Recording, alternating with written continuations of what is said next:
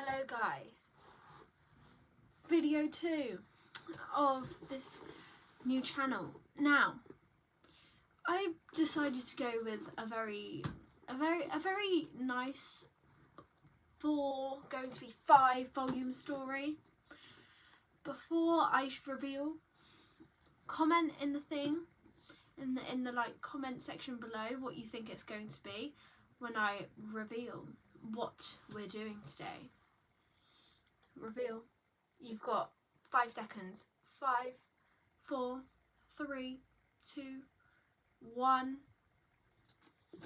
Heartstopper.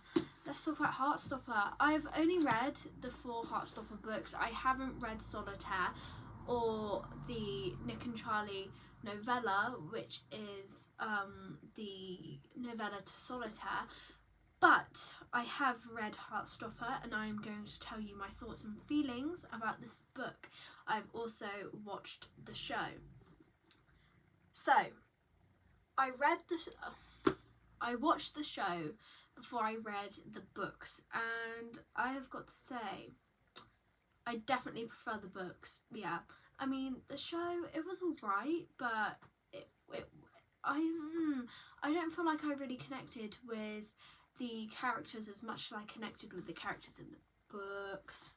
Okay, which book's my favourite first of all? Let's see. We've got Heartstopper Volume 1, Heartstopper Volume 2, Heartstopper Volume 3, and Heartstopper Volume 4.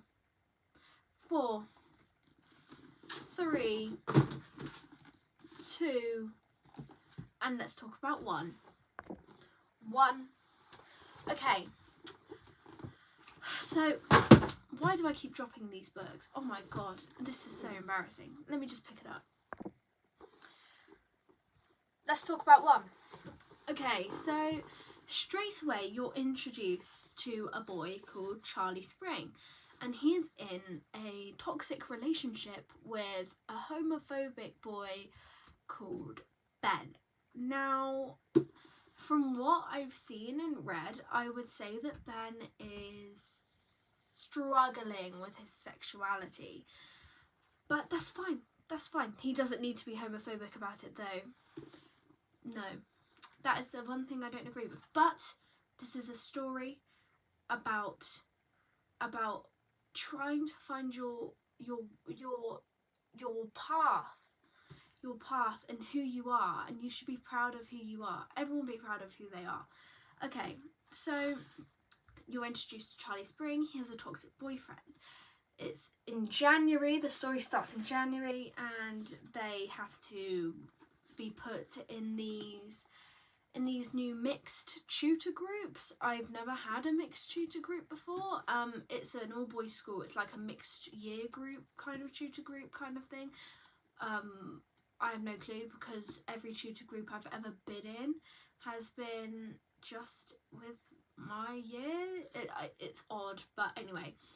And there's this boy, Nick Nelson, rugby lad, and Charlie has to sit next to him. Now, Nick is straight away a very, very nice boy, and he always says hello to Charlie. Now, Charlie thinks, oh my god, is he just messing around with me? Does he really want to say hi to me? And yeah, and then he goes and meets up with Ben, and then Ben kisses him, and then, you know, and then the bell rings, and then Charlie has to go because, you know, the bell's rung, and then Ben is just like, you need to keep it a secret, because Ben doesn't want anyone knowing, right?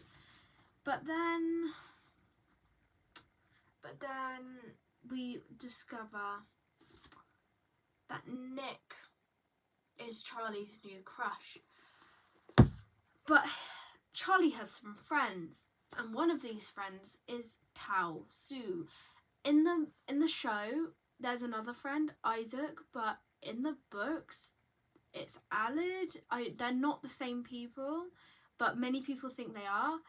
But TV show, it's Isaac. Book, it's Alid. They're not the same. They're different, and you can tell. You can just tell that Isaac is kind of based off of Aled a bit. Moving on. Okay, so Tao is like this, but you know, like Charlie, Nick is like a rugby lad, and like he's straight, and we always see Nick as straight at this point. However, later in the thing, we discover that he is not straight.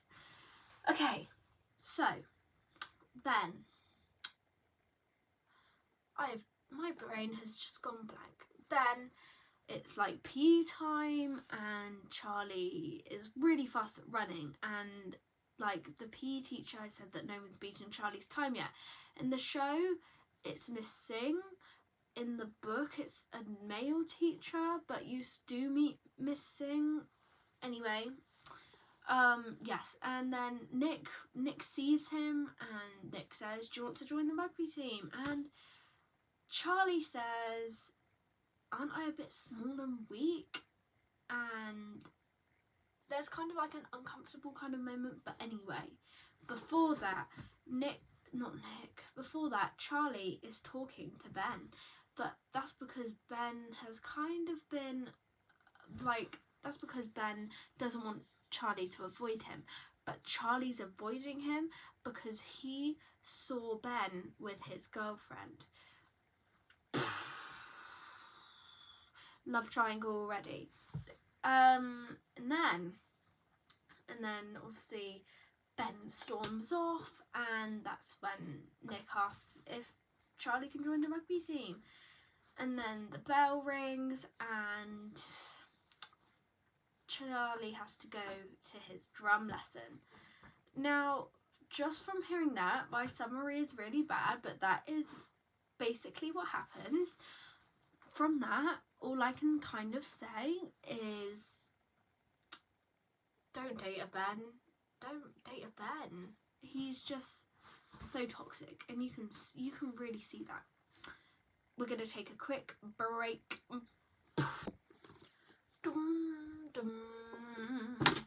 Okay, we are back, and so a week later, Charlie goes to rugby practice, and he learns just the basic rules of rugby. Yeah, he that's all I can say about rugby. And like, Charlie doesn't think he's any good, but then Nick kind of reassures him that he is kind of good, and like Charlie is like this, "Oh, but I don't think anyone wants me on the team," and then like Nick's like this, "Yeah, but I like you, so I want you to be on the team." And then in a different rugby session, after, when they're getting changed, Charlie has a text. I wonder who from. Answer, it was Ben. And he wants Charlie to meet him in the music blog. Now, I wouldn't have gone, but anyway, he goes, and Ben, you've just made yourself 10 times more toxic, because then something really bad happens. They start having like this little argument, and then Ben goes, "I'm still trying to figure out my sexuality," or something like that. And then he tries to start kissing Charlie. Charlie asks him to stop. Ben doesn't. Luckily, our golden retriever, Nick Nelson, comes to the rescue. And oh my goodness me, he is raging. He full on goes like this. Woof! Yeah, that's what he does. And then that night they start messaging each other, but in the show it's really awkward. Like, literally all you see for like 5 minutes of the show is all you see is this, Nick and Charlie both like this. Let me do a demonstration a minute. All you see is this, and then they start moving around, so eventually they're gonna be like this, and then like that.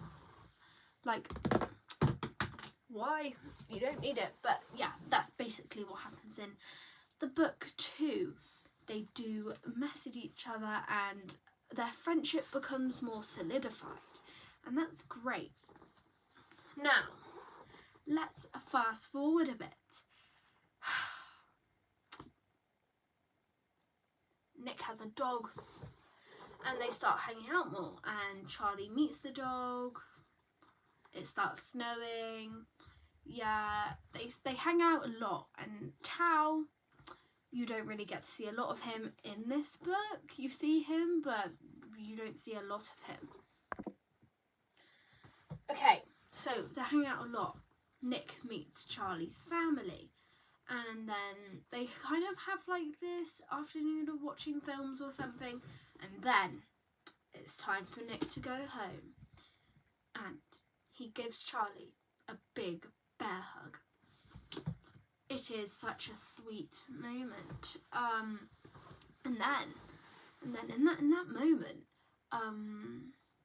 well, Nick goes home. It's kind of a bit awkward after that, and then he gets his laptop and he starts researching if he is gay or not. And I think that this is a sweet moment too, because this is the exact moment where you see that Nick loves Charlie, and it's so sweet. And then there's Harry Green's party. If you don't know who Harry Green is is essentially like the popular straight boy in this story. He's rich and he's having his 16th birthday party. Nick is invited, and Nick wants Charlie to come too. So yeah, Imogen is not in the books, so Imogen was kind of like an added character in like the show. Anyway, so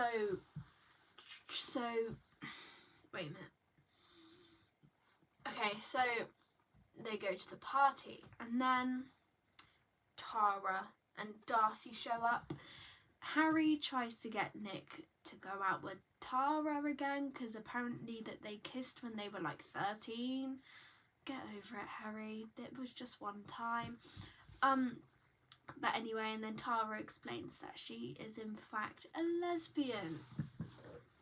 And it's like, see, Harry, don't try and create people's love lives.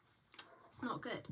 And then Nick asks about Darcy, and obviously Tara explains them a bit, and then their friendship becomes solidified and they become good friends, and I love that moment too. It's such a good Tara and Darcy / kind of Nick moment, because you really don't get a lot of them in the show, but that moment with Tara, Darcy and Nick when Tara's explaining it all and saying that she's a lesbian is a really nice moment.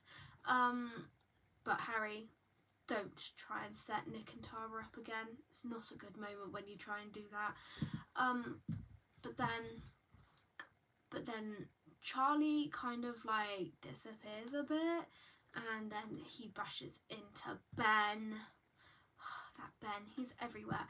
But he handles it himself, so it's fine. And then Nick and Charlie find each other. They go to this quiet room, and then it is the moment, the kiss moment between Nick and Charlie. Let me get this moment up so I can explain to you viewers. We are ready to begin. So, at the moment, we are on this page, guys. Let me read it out. Nick exhales and Charlie looks at him. This is just me describing the pages. Like, this is actually me reading it out at the moment. You'll know, because obviously it's like a graphic novel, and you can only read out what they say. But I'm just telling you what I can see. Anyway, Charlie. So, like, was Harry being serious? Do you like that girl? No, JK, he doesn't sound like that. So, like, was Harry being serious? Do you like that girl? No, definitely not.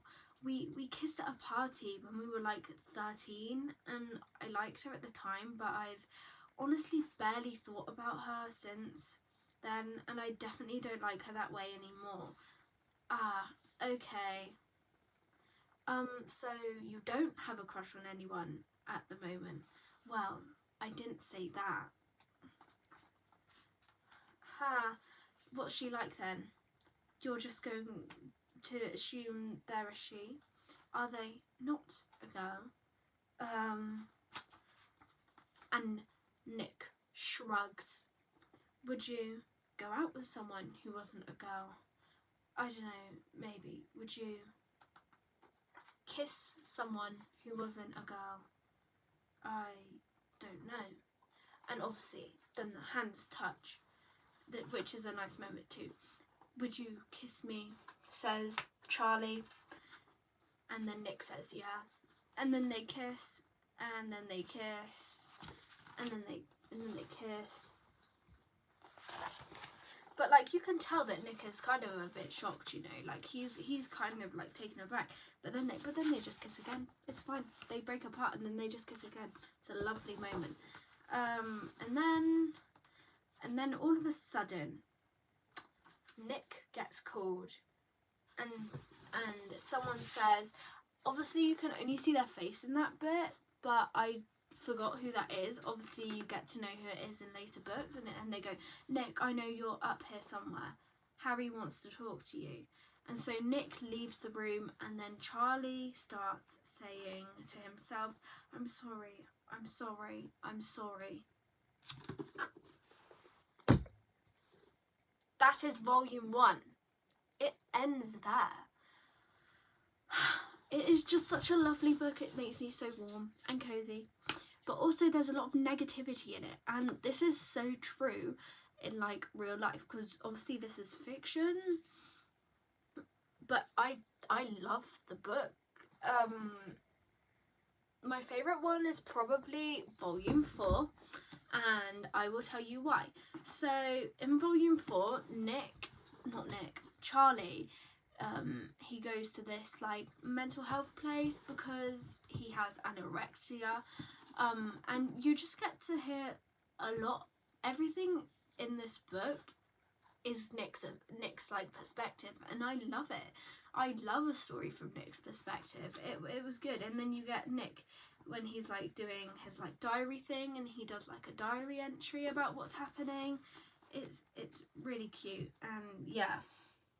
But then also you get Charlie's perspective when he does a diary entry. But I think that the main book is actually just more of Nick's perspective than it is Charlie's. But that is all the time we have. That is all the time that we have for today. But we will be doing volume 2 of Heartstopper tomorrow. So stick with me. Please like and subscribe. You've been great. Thanks, guys.